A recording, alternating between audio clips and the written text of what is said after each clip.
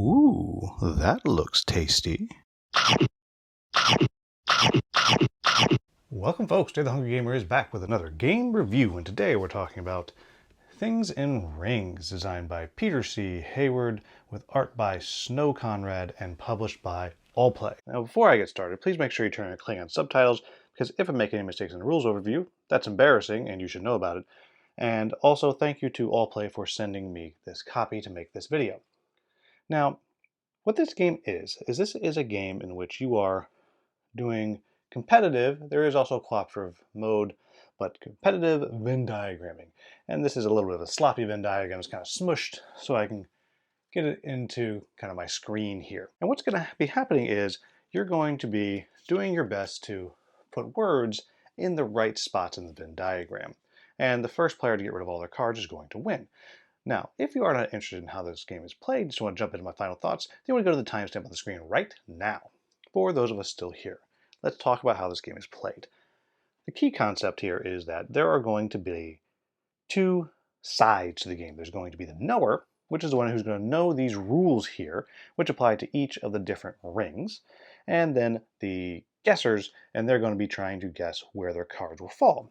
And what you're going to see is each ring has a different rule set behind it. So the red ring is about context, and those might be things like useful, things that the knower finds useful, or usually worth more than $100, while the blue ring is going to be about attributes, something about the physical properties of the object, so has one or more holes, or shiny or reflective. And then the yellow ring is going to be about the word itself, has consecutive double letters, or is 6 to 8 letters long. And I'll also point out that there is a none space over here where you can just put things that don't apply to anything. So to start out, the knower will take some of their words and place 3 of them out to kind of seed the deck. So I might take ointment here and put it over here in the yellow because that's 6 to 8 letters long. But it's not shiny or reflective, and I would not say it's more than $100. However, if this one happened to be the clue useful, well, ointments can be useful, so I would put it here, and true for yellow and red. Then maybe I put this one out, coin. Well, coins are often shiny and reflective, and they're useful, so I'd put that right here. And then for the last one, I have hat, and well, that's not 6 to 8 letters long, it's not shiny or reflective, but it's pretty useful, so I would put it here. Then every player would get a chance to, from their hand of cards, play a card out wherever they think it goes, because they aren't going to actually know these clues. So they'll take one and they'll put it out like, I'm going to put hamburger here because I don't quite know what this is going to be, so I think hamburger is going to be that. And well, that's not right. So then the knower would take it and say, well, that's not correct because it doesn't go there. But however, it is 6 to 8 letters long, and they know that, so then they would move it over here, thereby giving everybody a clue of what this one is over here. And then, since they got it wrong, they would draw another card. If they'd gotten it right, then they could then guess with their next one where they think that that would go.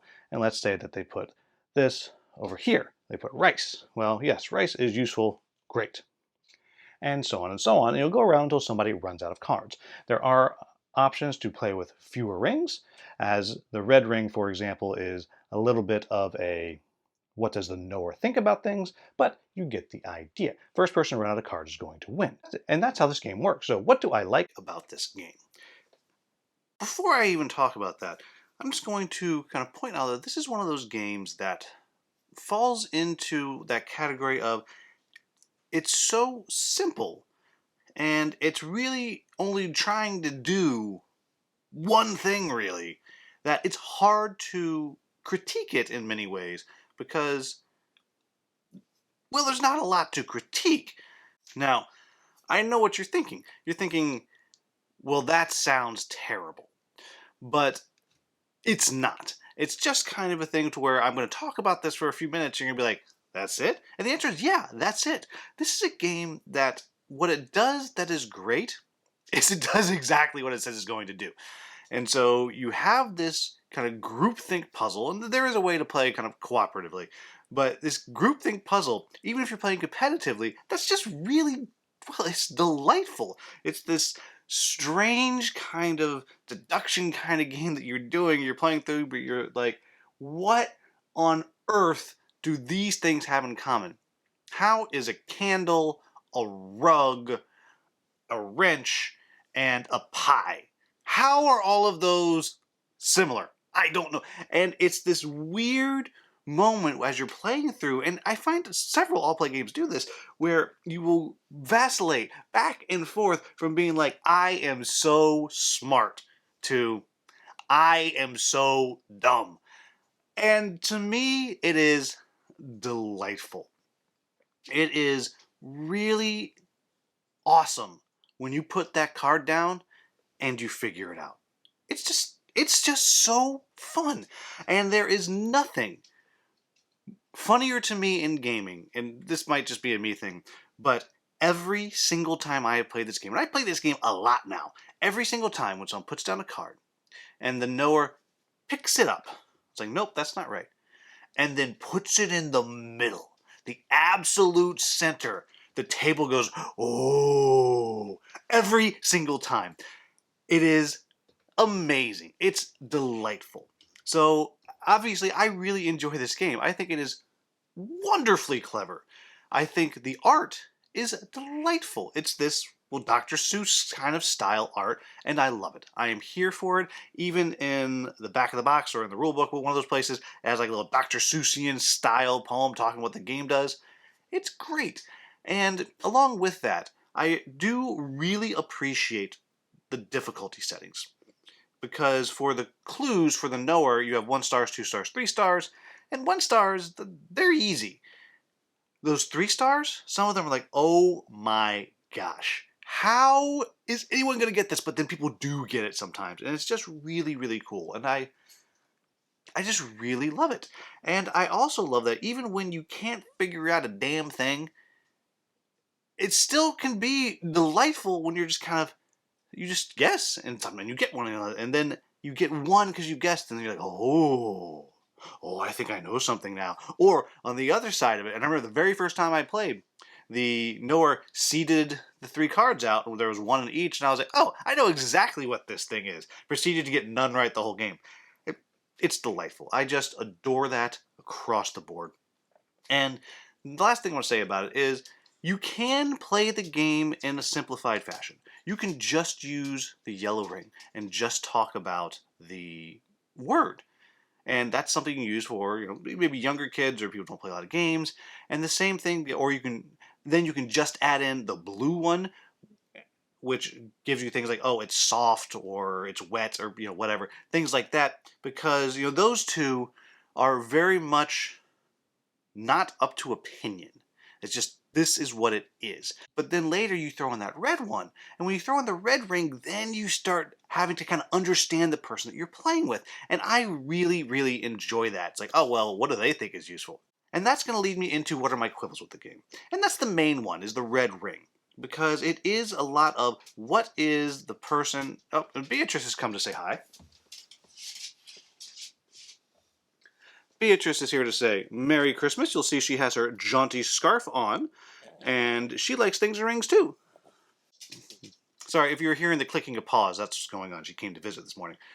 But the red ring has a lot to do with what is the person who is the knower, how do they see things. I know Original Don, he was playing a game once with somebody, and the red clue was, it's useful.